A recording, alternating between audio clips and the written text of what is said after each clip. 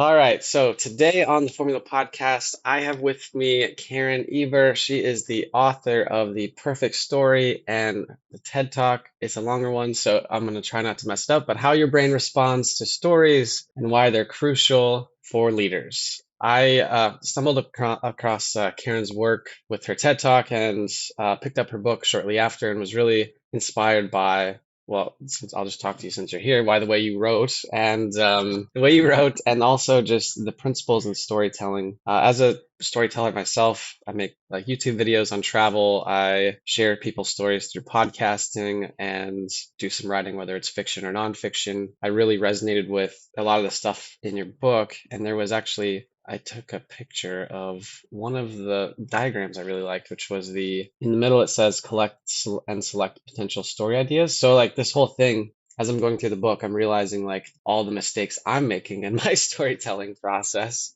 But enough about me. How did you, so I know it's covered in part of your book, but how did you really like get into the storytelling like business? What made you want to become a storyteller?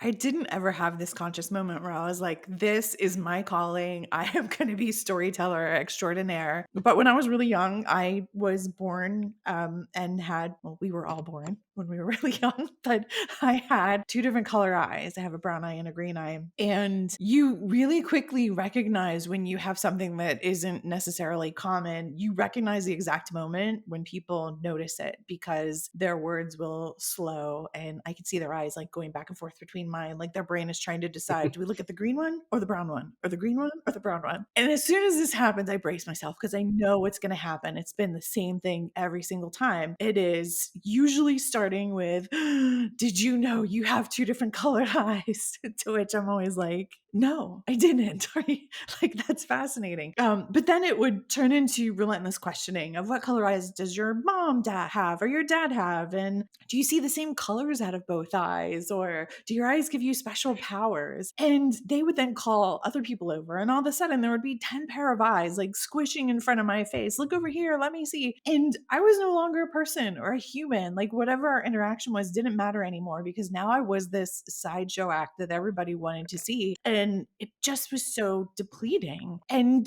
I got frustrated one day when I got this question of how did that happen and told them that I was born with brown eyes. And around the age of 4, I was in my room coloring. And you have that box that would throw all our crayons in, like the broken ones and the peeled ones and the perfect ones. I had that box and I was getting hungry. So I reached into the box and I pulled out a green crayon and it didn't really smell like anything. But when I nibbled it, it was like it had this really interesting texture, kind of like bubble gum. And so I ate it and I liked it. And I ate another one and another one until all the green crayons in the box were gone. And the next day I woke up and my eye was green. And then I would be quiet. And people would have no idea what to say. Like their rational brain is saying, there's no way this is true. But she said it so seriously, like, I'm not sure what to make of this. And I would let them off the hook and let them know that, of course, it wasn't true. But the moment changed everything. There was a shift in energy, and I was no longer this thing. I was this person. And they would recognize that they asked me, like, do you see different colors out of each eye? They would recognize how silly that interaction was. And we would have a meaningful conversation, like one connection that we probably wouldn't have had if this hadn't happened. And I recognized through these moments that you can use stories to shift energy or to make connection and just change a moment, which is just so compelling and interesting. As I moved into my professional career, I found stories were such a great way to break the ice at awkward business dinners, to, meet someone new, to build a trusting relationship. I ended up in the corporate side of my life before I opened my company as a head of culture in General Electric, where there were 90,000 employees in 150 countries in the business that I was leading, supporting culture for. And the only way you're going to have anybody make any shifts in how they do things or connect with what the culture is when they feel like something is important to them. It's that individual interaction and conversation that makes somebody think about what is meaningful and what they want to do. And there was no way I could touch 90,000 people individually, but when I started to use stories that reinforce what we wanted from our leaders or different behaviors or just how to treat employees, what great day to day looks like. People felt that connection. They felt like they were being spoken to, and it started to make shifts. And so I leaned into that further because I started to have leaders asking me, how are you doing this? And what I recognize is that some people tell stories naturally and they feel an ease with it. And other people are terrified to tell them because they don't know what to do. They feel like you either are born with this storytelling gene or you don't, and they struggle. And what I want people to recognize is that anyone can tell a great story, but it's not enough to tell a story the way you tell one makes a difference. And that's where I wanted to focus in the book, to help people recognize like what is going on in your brain when you're experiencing stories in a really relatable way. But more importantly, like what do you do with that to make your stories Yeah, compelling? that is a great question, actually. As I'm thinking that, I'm like, what do you do to make your stories compelling? Because I feel like today, whether you're writing a social media post, whether you're writing a cover letter for a job, whether you're in charge of culture at you said like a 90,000 person company. I feel like Mhm. storytelling, and you probably know this better than I do, but storytelling is one of the most important skills you can have today because it's like the way storytelling is like the way you're presenting yourself. You're telling a story with how you're communicating your, whether it's your value in the workplace, why somebody should care enough to read your book or watch your video. What do you think when I say that? When I say that it's like one of the most important skills you can have in the workplace right now. I think in life too, when you're telling a story, it's almost this Jedi mind trick where if I tell a story where I'm on the beach and I'm walking across the sand and it's really warm between my toes as I'm pushing off and moving forward, and you could hear the waves crashing on shore almost like a cymbal crash, and a seagull is overhead crying out, and you almost taste the salty air on your lips. What's happening is you easily are visualizing that in your head. So I'm not even telling you to do it. As you're listening, your mind is playing this highlight reel of maybe a day you were at the beach or whatever you imagine that to be. Because we are beings of connection, we are meant to have connection and interaction. Using stories are a really important way to help ensure that someone is understanding what you're meeting, whether that is expressing something to a family member that you're trying to help them understand, or maybe you're telling a story to your kids about a life lesson, or even a bedtime story, or maybe you're giving a presentation and you want to share data. It's the way to ensure that people are understanding what you intend, and it cuts through the noise. We're in this age where there's so much question about AI and what is the role of AI and how is AI going to impact our work and our lives. And I like to think about it the opposite way of what human skills are more important with AI, because that can take a lot off our plate. Communicating, relating, helping people understand you is never going to go away. AI can write a story.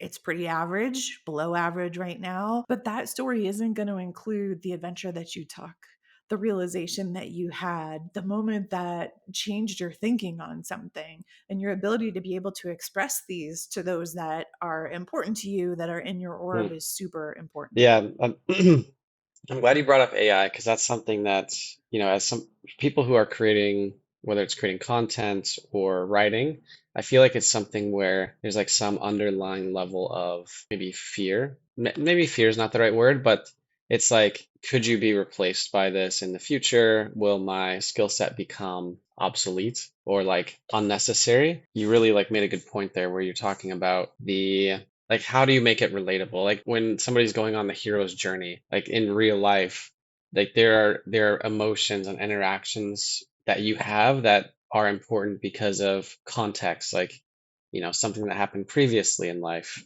And I don't know, maybe AI will get there someday, but I think that being able to relate to people and communicate like through your shared experiences is something that is probably not going to be going anywhere for a very long time. Yeah, I think one of the things that's really unfortunate as different events and things come into our lives is there is this over rotation that we always do. So right now with AI, the concern is like, is what is it going to replace? What is it going to take away? And instead, I feel like the Mhm. better question is and, because AI will remove some things that it should. I'm looking forward to it taking care of certain things that I don't want to have to, excuse me, that I don't want to have to spend my time on. But what it will never do, no matter how great the quality is be able to talk about your feelings, your experiences, Hmm. the things that you have, because we each have a perspective and a story that is important that has never been told before. Even if you and I are telling the same exact story, we're going to tell it differently because we each have a perspective.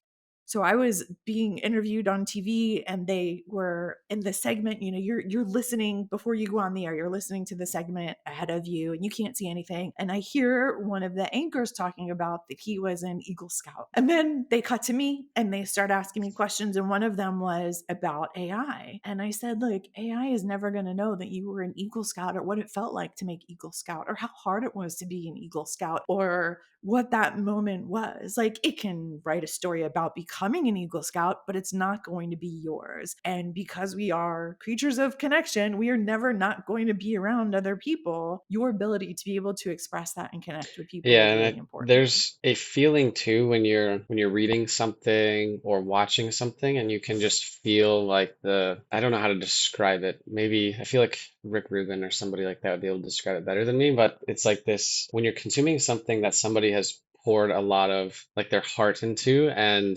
there's clearly a lot of emotion, a lot of context and backstory. You can kind of feel that as you're like reading or watching it when they've put years and years into making their like magnum opus, you know. They're and it just kind of like bleeds through the pages or the screen. Like the Yeah. So let's talk about that a little bit because that I think is so important for AI and where we are. And it's not even just that this is their magnum opus and they put years into it. It is that they are Mhm. authentically communicating. And so I say that carefully because that is everywhere. Oh, you must communicate authentically. And what does that mean? And that sounds like a bunch of fooey. Like, okay.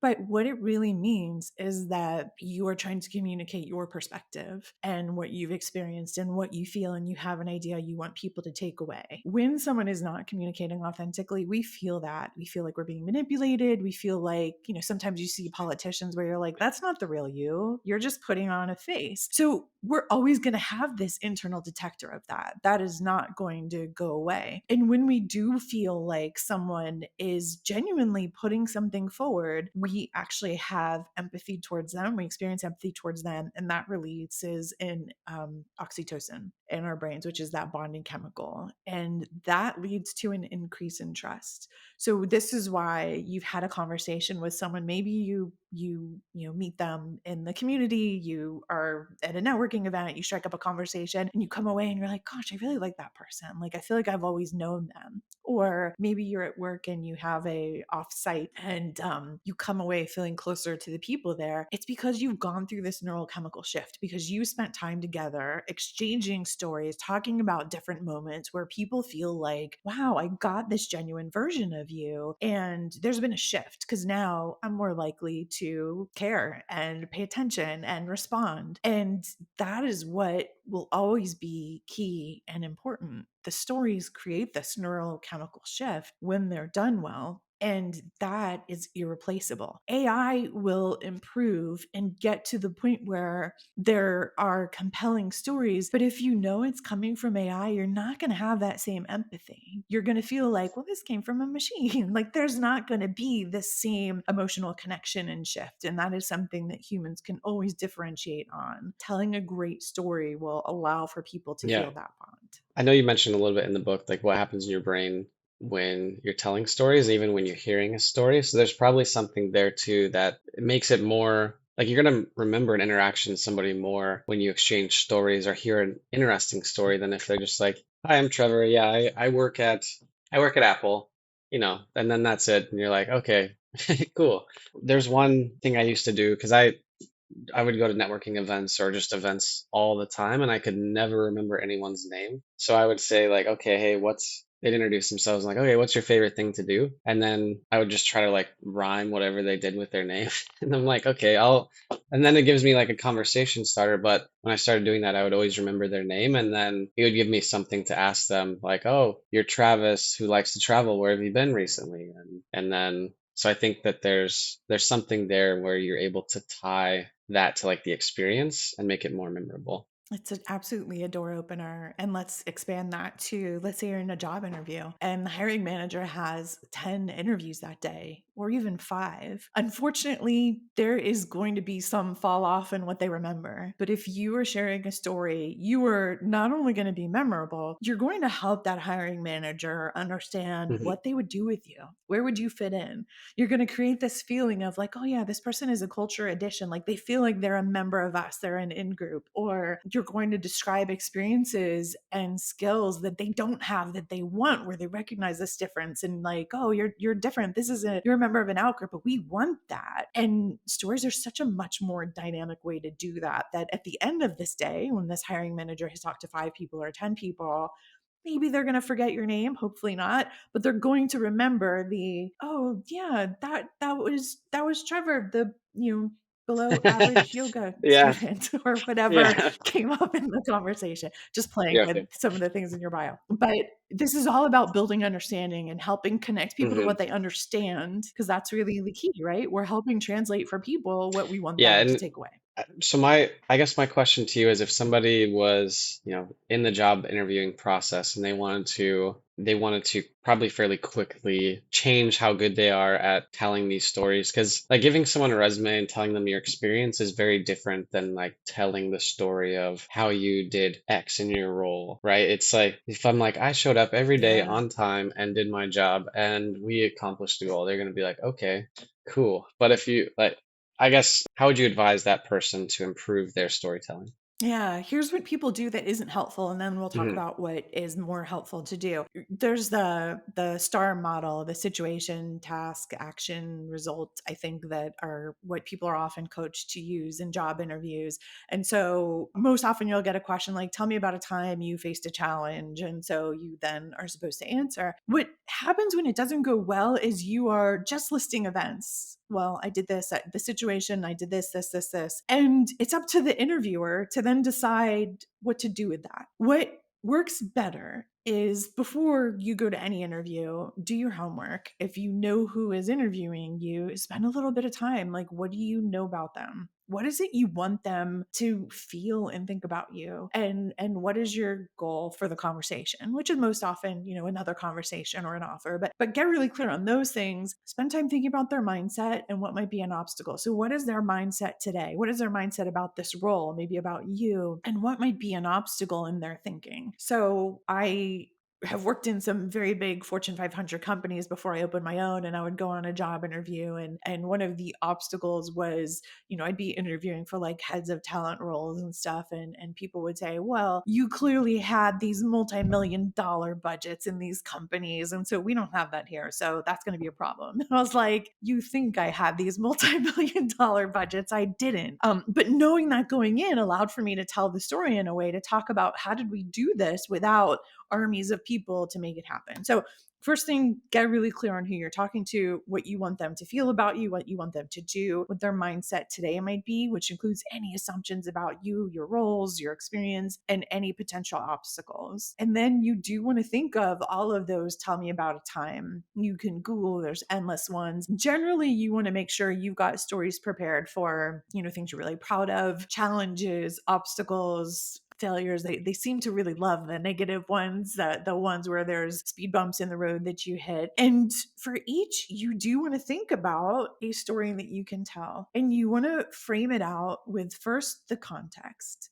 Don't use the acronyms. Don't assume that they know what happened. Even if you're interviewing for another role in the same company, set the context for what was the situation that was presented. Then you want to do the conflict. What made this messy or complicated? What had to be resolved? What were the pieces there that made this really hard? So that now we've already gone past, let me tell you about my role. We're now bringing that interviewer into, here's what made this so tricky. And then you're going to share what you did, You're going to share the outcome. What action did you take? What were the impacts of that? And you're going to share what you learned. And this is the piece that's really going to help the interviewer, because you've now taken them through this experience. You've given them the context so they can imagine the circumstances. You've talked about what was really hard in it and what you did. You shared your action and the result. And now what you learned from it, because you're not leaving it up to them to have to then think about what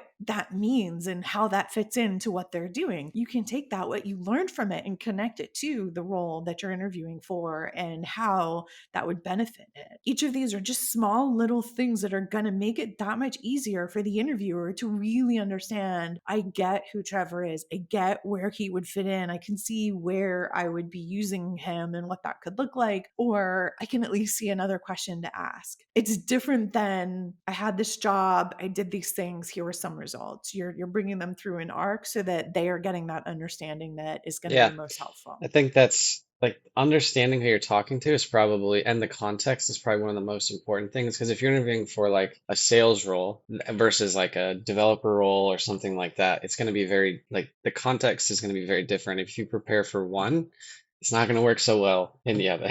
And it also, yeah, sorry, go ahead. Yeah, and I was just gonna say there's two other concepts to really think about. There's this whole, Hmm. you're creating a feeling for the person interviewing you. And I want you to think about whether you want them to feel this in group or out group towards you, or both. So in group are people and things that have similar values or even aspirations. It's like what feels like Hmm. there's a fit there, or an addition. I don't believe in culture fits. I do believe each person adds to it, but it's not hard to see where that person would be contributing. And so you want to think about in your answers, where am I leaning into that and creating this experience, telling the story in a way that the interviewer is going to feel like, yep, this is in group, I can see this. But there are also times where you really want them to notice you're a member of the out group. So out group just means there are differences. There are things here that we haven't experienced that are really important for us, which could be project skills, expertise, endless things. And there are moments where when you're telling your story, you want them to notice those differences. You want them to feel like, oh, that's different. Like Hmm. that is what we want. And sometimes it's both in an interview. So as you're planning these pieces, really think about that feeling that you want the interviewer to have in response to each of Yeah. those so that you can lean into them. That, and I think doing the research ahead of time on even the company culture, like, I mean, what people say is the culture versus what's actually the culture aren't always the same, but you can at least get an idea. Never the same. Never.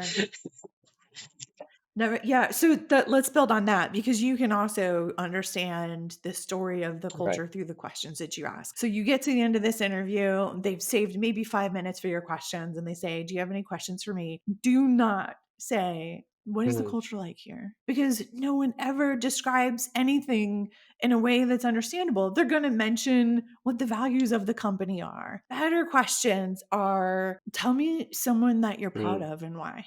Tell me how you started your last team meeting. What is some conflict that the team worked through? There's a whole bunch of these experiential questions. So just like you're getting these, tell me about a time, you want to ask questions about, what was the last development that the team had? When was Mhm. your last vacation? Now you have to gauge what questions feel right, but what you want to be doing is trying to get to, what are those day-to-day moments? What did they look like? Because that's going to help you see, do I fit here or not? Being told, oh, the culture's great, we really honor trust and value Yeah. and integrity, and like that means nothing. Get to the more specific moments, because that's going to help you see whether Yeah, something that feels makes a like a lot fit. of sense because like a lot of the values and things like that were probably made up in a boardroom somewhere of like idealistically this is what we want to be like. It's not like it'd be entertaining if everyone had to actually put the values that they were representing by their behavior, not the values that they wished that they represented. Yeah, and values are important, but I always create a little friction when I say I don't care about them, because just having, like, if you look across so many companies, they all almost always have integrity, trust, honesty. Like there's different flavors of almost always the same ones, but that's not what guides behavior. It's those day-to-day moments. That is, how are we respecting each other on this team? How are we constructively challenging? Like, it's the specific details of what they look like on your day-to-day teams that are the true expression of the values. So, values, the reason I say I don't care about them is most people haven't brought them down to that level. And so then there is no guidance on what is truly meant to be reinforced or Yeah. discouraged. Yeah, it's they're all the same, really. Like if every tech company you look at, you go to their like missions and values, and so it's very much I get you're reminding me of a conversation I had with someone. They're like, "What's your like business's values?" I'm like, "I don't know. I've put zero time into thinking about it. I just like show up, like do our thing." Right. But you also do have things that you care about and that you'll do and don't do. And that's okay as long as you've got the clarity on them. If you look up Hmm. Enron's values, it's all the same values that the tech companies have of integrity and trust. They Right. didn't model them. And so, companies will spend a lot of money on defining values and putting them out in value statements. But what would be more meaningful is equipping teams with some prompts that get to the specific, what do these Yeah. values look like on our That's team? probably a little bit more of a useful exercise than just, every like yeah, we all want everyone to be happy and trust everyone and do the right thing. All right, we're done. So we kind of talked about in like if someone's going through that interview process. So let's say I want to ask you some questions just from like a personal standpoint. So because your Ask away. storytelling, like your book isn't just focused on professional storytelling, it also is personal storytelling as well, which I think it's really like the same thing. It's all personal, really. So let's say that so I'm working on a project right now, and I'm curious as how you would frame this story. So spent years traveling, built like we've done marketing for tons of different companies, and I'm giving you the TLDR so you can so you have some context. And built a YouTube channel with probably a smaller following, but done some like paid video marketing for travel companies that have helped them book like a ton of trips, probably, hundreds, if not thousands of bookings in a year. Now I'm looking at like, okay, I want to go more into like documentary filmmaking towards like the travel industry or like different locations. How would you take, like, what's the process you would go through if you were going to take something like that where you're like, okay, I have all these pieces, all these experiences, these different angles, and like, how would you start approaching telling that story? Or like maybe, I don't know. You know what Yeah. I'm trying to say. Yeah. Yeah. Yeah. So here's the cool thing that Hmm. I'm trying to do. And I'm glad that you recognize, like, this isn't just a Hmm. business storytelling book. It's really a human storytelling book. So I don't prescribe to like one model or one type of story. In fact, I always cringe a little when people are like, here are the 4 stories Oh you need God. to tell, No, no. because pretty quickly you run out of those moments and those circumstances. I had a CEO that had an in-office culture, and during COVID, all of a sudden, for the first time, employees are working from home, and he's like, I'm going to use stories. And by week 3, I've used my 4 stories. What do I do? How do I do this? And so what I want to do is give people the Hmm. ingredients for any setting and a process that works for any setting. So whether you are working on a documentary, although documentaries are definitely more layered and more Hmm. in-depth storytelling, but or you're planning a story to tell to a person, the process still starts generally the same way. Of you are Hmm. always going to start with your audience. You are always going to think about, who am I communicating to? And I like to start internally of, what do I want them to feel or know first, and then we get to what we want them to think or do, which is more of the external. The reason I want to start with the internal is that with great stories, we do have this neurochemical shift. We do have this bonding or connection, which is why we watch a movie and maybe we tear up, or we feel our heart racing when the character is racing across rooftops, even though we're not moving. Or we're watching a documentary and we're like, wow, because we feel a connection to it. So you want to think about, what do I want first? Who is my audience? If I'm going to put them into basic demographic and what they look like. If I was sitting across the table from someone in my audience having a cup of coffee or tea, who is Hmm. that? What is that person? Who are those people? And then you step back to, what do you want them to feel internally? And then what do you want them to do? Do you want them to think something different? Do you want them to take action? Do you want them to be thinking about your documentary for days? Like, what is that? Get clear on that, Okay. because we're going to come back to that. Once you do that, you're then going to, so you've figured out who your audience is, you have defined what you want them to know, think, feel, or do.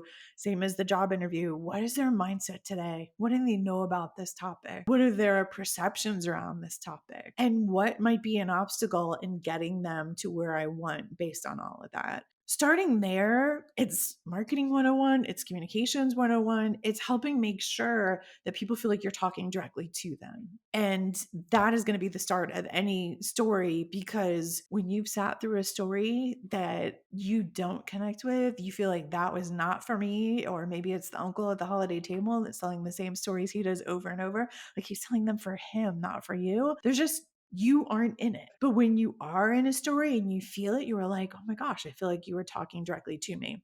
That is the biggest place to start, because if you get that clarity, then you know how to tell it to make it be most meaningful. So think about if you're at a networking event and someone asks you what you do for a living, you explain it one way, especially if it's a networking event for people that do similar work. But let's say you're talking to a relative that maybe is a generation or two older than you, and they ask you what you do. You're going to describe that very differently for people that have no experience. And it's because you're just trying to make it be relatable. Same exact thing here. You're trying to get that clarity Yeah, and start from there. the point you made about the different, like the audience is huge because it's, I think Tim Ferriss, when he wrote his book, The 4 Hour Work Week, when he started that book, he wrote it to like one person in mind. And I think that's what made it so good, is because anybody who is like that, whoever the guy was that he wrote the book for, is going to like resonate a lot more with than if you just write it for the general public. If you write it for the general public, you have to use examples that are very broad. And but if you're writing for like my neighbor, they watch football, they like to have barbecues, they like to go camping, so you can basically write it in a way that you know that they're going to relate to it, and it's going to be there. You're going to have that context to be able to have, like, they're going to enjoy that a lot more than if it's just like you're not really thinking about it, you're just like it's just a wide like spray and pray kind of approach. Yeah.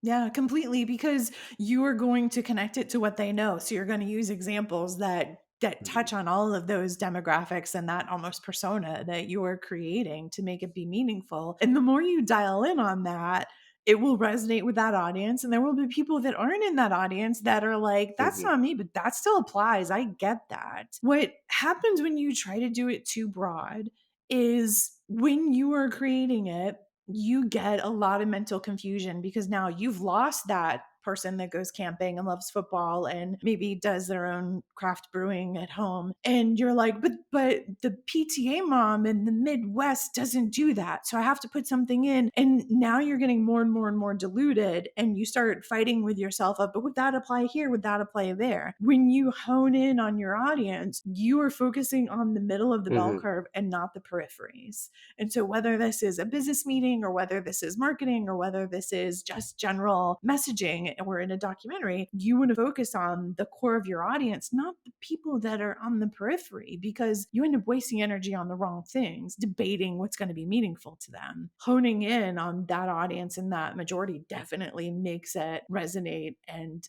just feel more meaningful for the person. And people that are just on the outside of that will still get it. They will understand it, and it'll Yeah, be so how do effective. you get Get clarity on the clarity on the audience, and then audience. how do you know if you're resonating with them? Like how do you know if it's actually if they're Yeah. getting the message you're trying to get across? Yep, sure. So I open my TED Talk with a story about two different major characters. One is about this Hmm. woman that drops her phone down an elevator shaft, and another is about a CEO of a Fortune 500 company who fails a exam in university because he didn't know the name of the person that cleaned the room. And so when I'm preparing my TED Talk, I recognized I have at least two audiences. I gave the talk at Purdue University, so I was going to be in a room with roughly 1,000, mostly students. And to make a talk be good, the audience around you really needs to resonate and respond. Otherwise, it falls flat. Second major audience, though, we're going to be people in business or in life, not in Hmm. that room that we're going to watch the video. And I kept flip flopping of like, who is my audience? Am I telling this version for the students, or am I telling this version that's really going to resonate for video? If I focus on the professionals in the world I work work in, it could fall flat in the room, which is going to impact the video. So what I recognized is it's Hmm. not an either or, it's an and.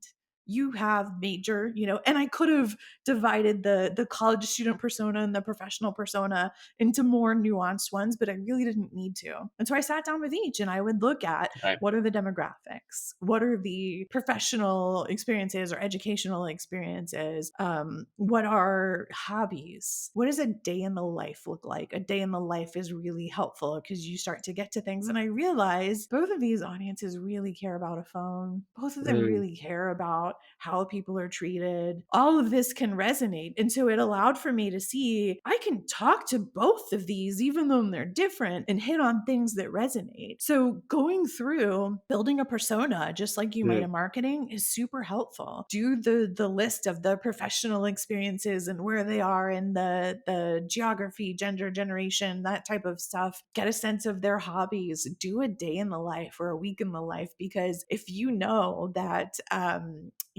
they have a habit of getting a coffee by robot at Purdue at like 3 p.m. every day, you might work something like that in. So that's the easiest place to start.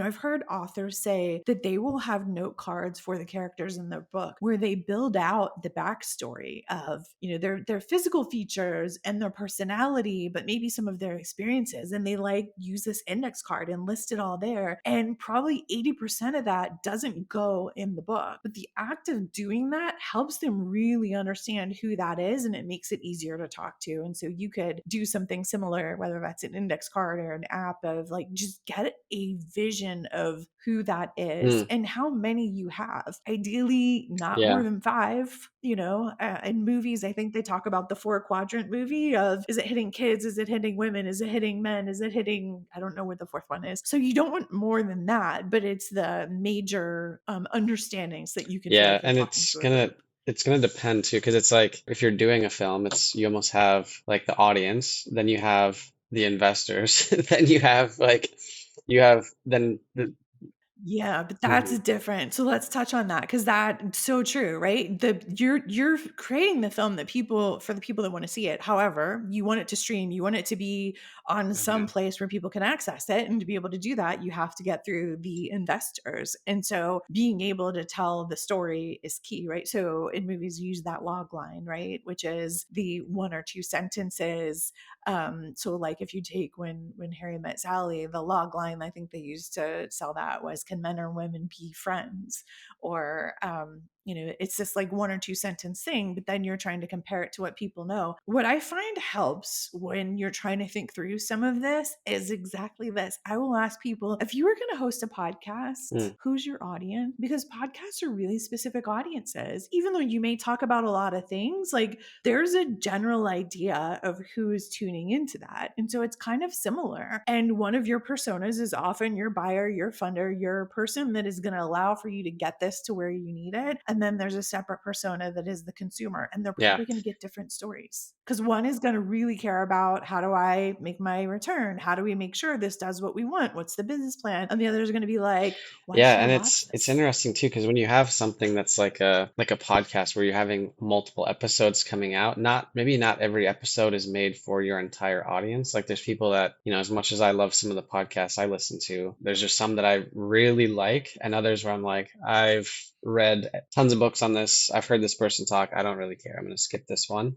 So I think there's also like it's very situational. It kind of feels like but the exercise itself kind of lays the groundwork for what's going to happen in the future, like how you're going to kind of design everything from there. Because it kind of gives you a due Yeah. north almost, like okay, are we, so if we're making a movie for kids, are kids able to like actually enjoy the film or whatever it is, and then is it like, is it something where it's like the market, the 2 sentence byline is it something that investors will get behind, where it's easy to understand and easy to market? So Well, and so often in film, right, the story for investors is, this is Mrs. Doubtfire meets ah, James Bond, right? So you're anchoring to what they know, you're helping them see comparable titles, you're helping them see, like, okay, I get where this fits in the genre, I kind of get the audience, and I can now start to see a business plan. A lot of filmmaking,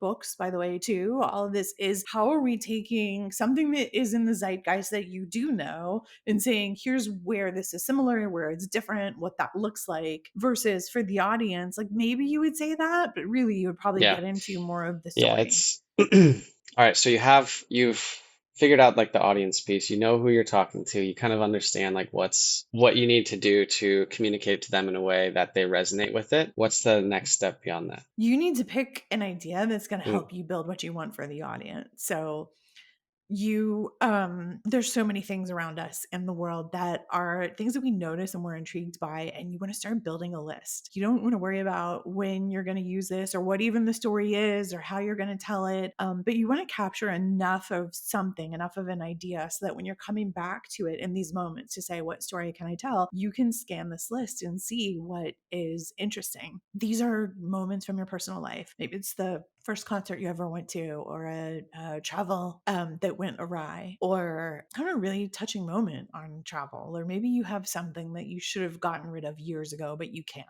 You want to start to build a list of these things, and maybe there's professional moments like that, or there could be a podcast or an article that you read that really stuck with you, or a documentary that just had something so fascinating. What you want to do is notice the things that capture your attention, because storytelling is an exchange of energy. And so you want to find those things that are intriguing to you, and you want to build a list. Like I said, you're not going to worry about when you're using this, how you're telling it, who you're telling it to, how you're framing it into a story. You want to have something to look at, because when it's time to choose an idea, you're going to go down this list and ask yourself, which one of these can help me achieve what I want that audience to know, think, feel, or do? How can I take this and do that? And you're going to work down the list looking at these, and most often, nothing on the list is going to be the contributor, but the act of going down it will prompt new thinking, and it'll prompt a new story idea that you hadn't captured before, and it's going to help you pick something. And so,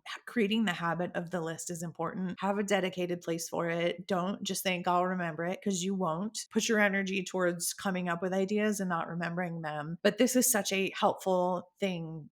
Don't edit yourself, though. We love to say, well, I don't know why I'll use this. That's the point. Just put it down. At the moment, I think have like 170 things on my list. Some of them will never leave the list. They will never turn into a story, but they help me in those moments. That's the biggest starting point. And then once you pick one, you want to build out a basic structure. And so this isn't necessarily the order you're going to tell the story. This isn't even the full story. But it's a basic model. Think of it like a skeleton of, you need this scaffolding to be able to hang the different pieces from. And there are amazing storytelling models out there. There are like the hero's journey that you mentioned. Pixar has one. There's so many different ones. What I find for something like the hero's journey is it's really complicated for the average person to figure out how to fit a story in there for everyday life. And they get confused with where the guide on the side is. And then they're like, this is too hard, and they abandon it. And so what I would rather do is give you 4 pieces that you can use, and then we can add to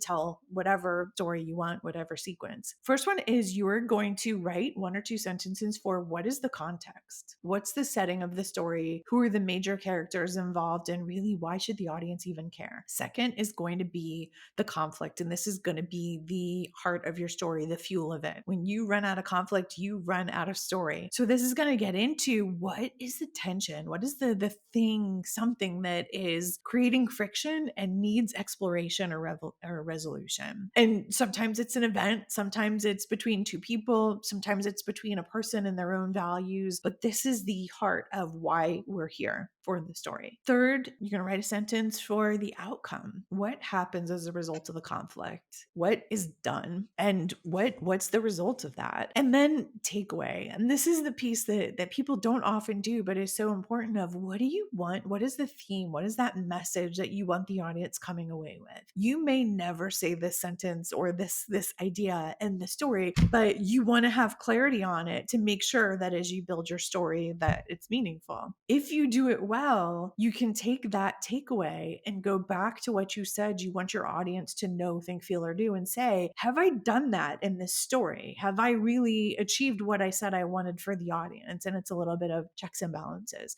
So you start there, And that's going to give you a basic structure Yeah, from which we okay. So can you build on and so you've build. got the structure of, and I think that's pretty, but just kind of based on our conversation so far, I feel like that part is pretty straightforward. It just probably takes time to go through and like kind of think through what you want all those four things to look like. So after you have that done, you take that and what do you do with it? So it's a skeleton. We need to add muscles. We need to add tissue. We need to add skin, organs, all of that, because those four sentences are not a very interesting story. They are just major points. And so now you want to expand on it and you want to go through the context, the conflict, the outcome, the takeaway, and start to add on what are the events, what are the details. Help us feel like we're there alongside the characters. Make those characters relatable. We don't have to like them, but we want to understand why they're doing what they do.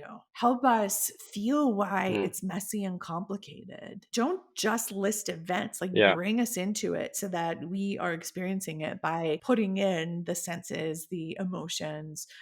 So what I encourage at this stage is overdo it, overwrite it, put in too much of, gosh, this feels like an awful lot of description, an awful lot of these things. And it probably is. Because once you get it down, you're going to take a break and then come back and we can see what fits. But for this stage, your goal is now let's build out the story and all the pieces to make sure that it is going to really sing. It's going to be the most compelling. You do want to take a break and then come back to it. And then you want to make sure everything earns its place. You want to go through it line by line and ask yourself, is this moving the story forward? Are we learning something about the characters that are helpful? Or is this helping us set the scene? You can tell when people tell stories with too many Hmm. relevant details, like it bogs it down. Sometimes reading it aloud will help you see that, but you want to start to go through and say, Mm, if I cut this, is anything lost?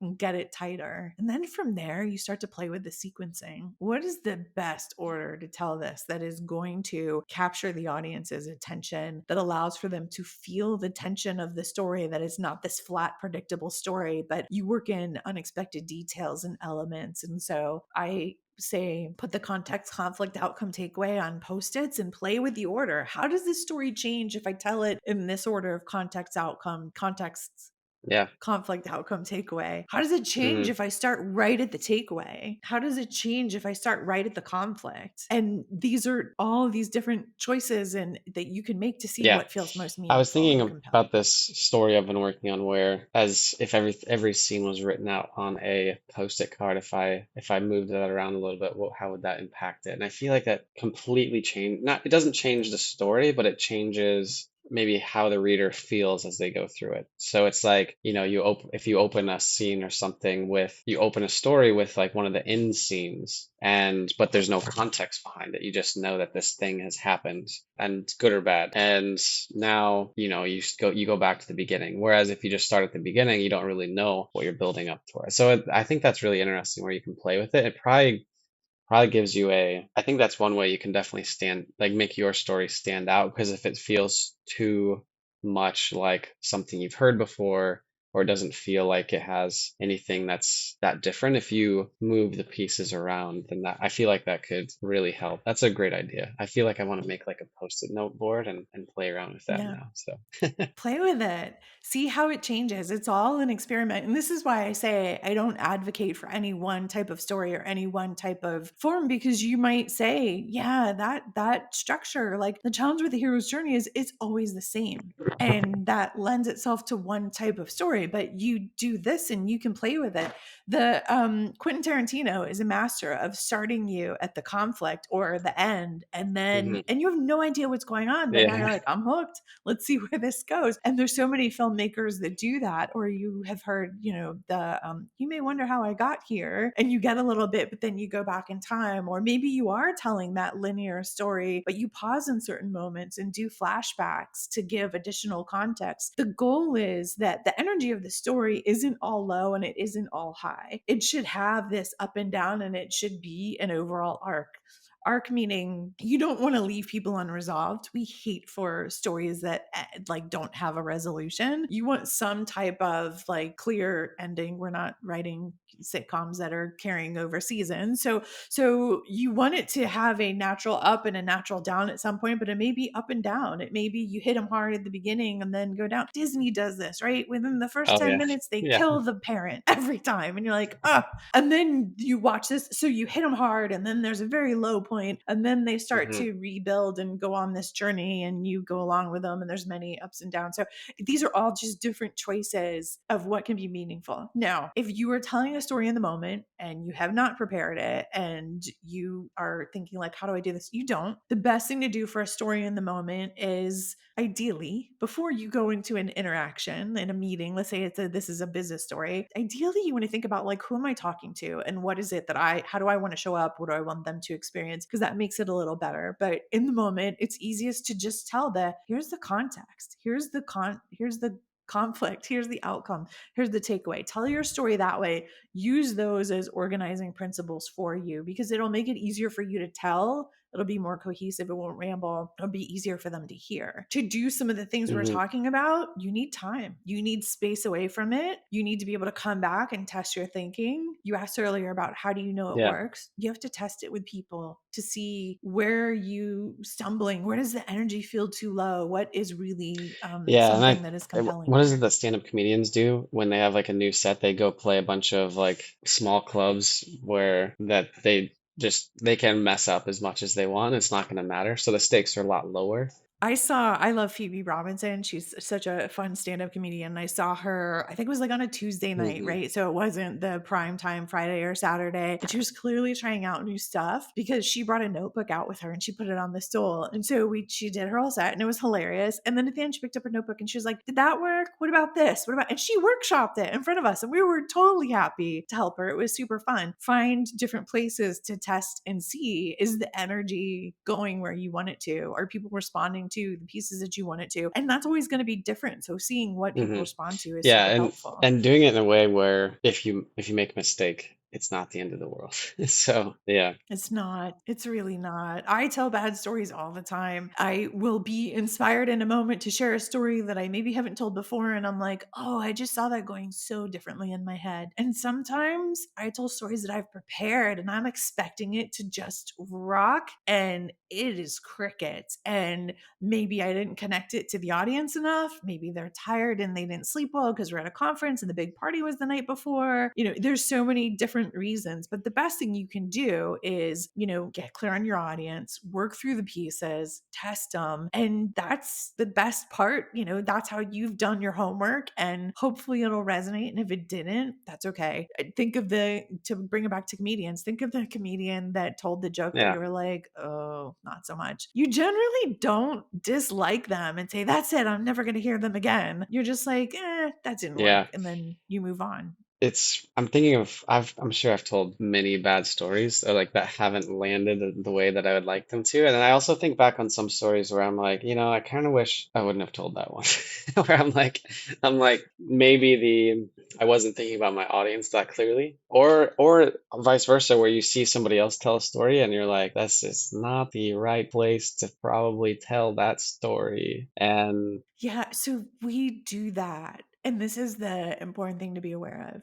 I hmm, hate the advice tell a story because it implies that every story is going to be relevant to every person every time and it's not. You do need to think about it because if you are not anywhere in the neighborhood, that means you haven't thought of your audience and you're probably telling the story you love to tell but not the story they need to hear. And that's the hard thing. While stories are an exchange of energy, it's not about you, yes. it's for the audience. And Yeah, that's it's the important shift. Yeah. Yeah, I think that's a very important observation though, because some people like to talk and tell stories without what's the word I'm thinking of, like the empathy, being able to like read a room, being able to know if it's like the right time or place to tell that specific story. And the advice, like tell a story, is something that there's no real advice in tell a story. It's like, okay, like which one? How? What do I do?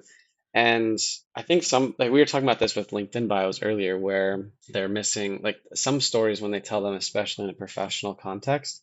tend to be missing the personal aspect, like the personality behind them. Like they're like, like I'm sure you've been to a conference and somebody gets on stage and they're like, "Oh, we had this big challenge. We need to get this product out on time, and here's what we did, and we crushed it. It was great. And here's the three things we learned, and hopefully you can apply them too." And then it just goes like in one ear and out the other. And Because what's missing is yeah, here's what was really hard. Here are the things that I was concerned about. I want to touch on this for just for a moment because there's a natural hesitancy of, but I don't want to tell a personal story. Like I get you're saying storytelling is personal, but I don't want to do that, and that's fine. Storytelling is always personal because you are sharing your perspective. You want to bring that forward, but it doesn't mean that it's private. It doesn't mean that you're sharing details that you don't want to share, but you should be making it clear, why are you the one telling this story? So international audiences sometimes say like, no, no, no, we don't do that. That's very American. I don't want to tell a story. And then I say, but well, what did you think about that project? What did you struggle with? How did it feel when you all achieved this? What were you proud of? Great. Can you tell a story about that? mm, And then they realize, oh, I get it. And those human elements are what people are going to respond to and be memorable. Otherwise, it is just, we did this and this and this and this and yeah, this. And that is not a story. It is the, what made it hard or complicated? What did people feel? How are we working through this? All of that is really important. It doesn't mean that you're talking about things in your life yeah, that you don't care for people to know. I believe that people have to earn the right to hear your stories and you choose what they are, yeah. but every And story is personal. yes, very, very much so. It's like every human experience that we have, whether it's, at work, whether it's like asking someone on a date, to like ordering a coffee, to going on a vacation, there's always emotions and feelings that happen. So I think when some people hear story, they're thinking of like some epic tale of how they like slayed the dragon and saved the world. But it's really, I think, as you said, it's a lot simpler than that. It's just like, I was working on this thing, and here's a picture of me at 3 a.m., in tears because it was really hard. Like, you got and deadline's coming up, and there's no way we're gonna make it. And somehow, by some miracle, Steve comes through and helps out, and now here's us celebrating, and we're a lot happier. And it's like that whole roller coaster of things that happen. Like if there's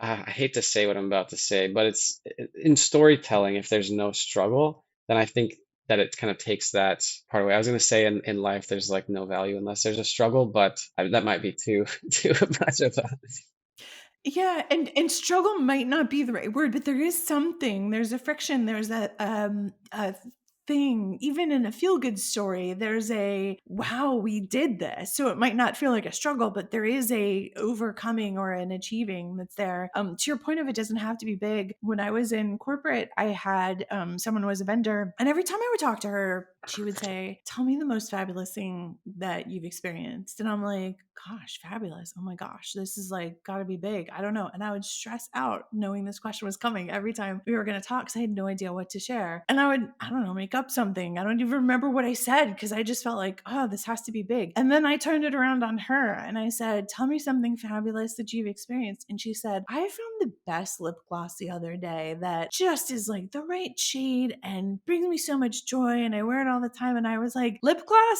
All of this time I could have been using small things like this, and you were stressing me out thinking it needed to be a big deal." Like, small life moments are excellent stories. It doesn't have to be this epic tale or this multi-journey thing. It's how we move through Yes, moments and exactly. connect It's people to them. we all have those moments throughout our day. So maybe like a simple storytelling exercise is just like writing down the sequence of events, like, even going to the grocery store, like, having a moment of panic because you feel like you forgot your wallet at home or something, or whatever it is. I feel like there's opportunities for practicing storytelling everywhere. Yeah, and I liked what you said in the book Everywhere. as well Yes. about how you come up with your ideas. I experience what so many people do in storytelling, which is there's a moment to tell the story, and you have this like, Mm, what story am I going to tell? I do keynotes for sometimes tens of thousands of people, and so I have that same like, I want this to be meaningful. What am I going to tell? But what I've learned is trust the process, and so I'll go through the steps to really get clear on the audience, and then I ask myself, what is an idea that will allow for me to mm, achieve these things? And I go for a walk. And almost always the idea comes into place, and it's some memory or something that I've heard, or I'll maybe listen to a podcast along the way and it'll pop in. I try not to put the energy towards, oh my gosh, what story am I going to tell, but instead just trust the process of just keep going and it will Yeah. come through, and it always does. So all right, Karen, you spent a lot of time writing this book, and obviously you have this high level of expertise in storytelling. Like I mean the TED Talk itself has 23 million views, which is crazy. When people sit down and read your book, The Perfect Story, like what do you want them to be able to get out of it? Like who's the book for, and why should they read it? There are a lot of storytelling books out there, and a lot of them touch on similar things of your structure, ideas, all of that. But I didn't want to write just another storytelling book. I wanted people to recognize that we have new understanding of what's going on in your brain when you tell a story, but more importantly, what do you then do with that to build your stories? And I hadn't seen anything on that, and I felt like this was an opportunity to help the storytelling skeptic recognize, oh, there is science behind this art, but in a really relatable way. And for the people that don't care that there's science behind the art, it's meant to help them recognize there is a methodology and steps to telling a story that I can leverage and be a great storyteller and still make it mine. So while we talked about audience earlier and we said it's really important to niche down, I did write the book for people that regularly tell stories in business and in life, but it's meant for anyone that wants to be a memorable, compelling communicator. This is meant to show you how to do this. And I intentionally included these interview vignettes with people that tell stories in so many forms, from neuroscientists and physicians to people at Pixar and The Moth, because there's so many ways to do this. So my wish is that people are inspired to pick it up and get some new tools to be able to Yeah. be a great I think storyteller. that's a great. I mean, I read the book. I love it. I think it actually works really well for. I've read so many books on writing and storytelling, and I just felt like the way you laid it out. And we talked about this, I think, before the podcast running, but your writing style is amazing. It's very easy to read. It feels like you're reading a fiction book. It feels like you're reading a story versus like a here's your step-by-step plan to becoming a better storyteller. Step one, you must do this. And it's not like that at all for anybody listening interested in the book. It's more personal. It feels more like a little bit of like how I think it's Anne Lamott. She wrote a book called Bird by Bird, where she Mm. doesn't tell you Yeah, how to it's write, beautiful. but Yeah. she just kind of shares stories. And I felt like yours isn't exactly the same as hers, but I kind of had that feeling when I was reading it that it's very relatable, easy to digest. It showed me a lot of holes in my own storytelling process that I would like to fill in the future. I would say options, right? There's no one way to do it. I think of it this way. I give you the ingredients to make any type of cuisine, and I show you different ways to do it. So I am not prescriptive. However, there are steps and Hmm. checklists and things to guide you through. And what I want people to remember is when you have to give a toast at a wedding, or you have to write a eulogy, or you're interviewing for a job, there's a section on that. And this book is on your shelf, and you can pick it up and use it. Whatever moment you have in life where you just want to think about, how am I showing up? Yeah, It's that's meant to be awesome. there to It be sounds like helpful. it's a book that you care a lot about and you're very proud of too. So I think that comes out in how you talk about it plus how you wrote it. If somebody wants to follow you, learn more about Thank you. storytelling, if they want to pick up the book, what do they do? My website is my name, easiest place to find me, KarenEber.com. There's a link to the book. There's a blog that has all these different tips on storytelling. All my socials are there, and the book is available hard copy, ebook, and All right. audiobook everywhere books are Well, sold. thank you for coming on the show today, and we'll wrap it up there.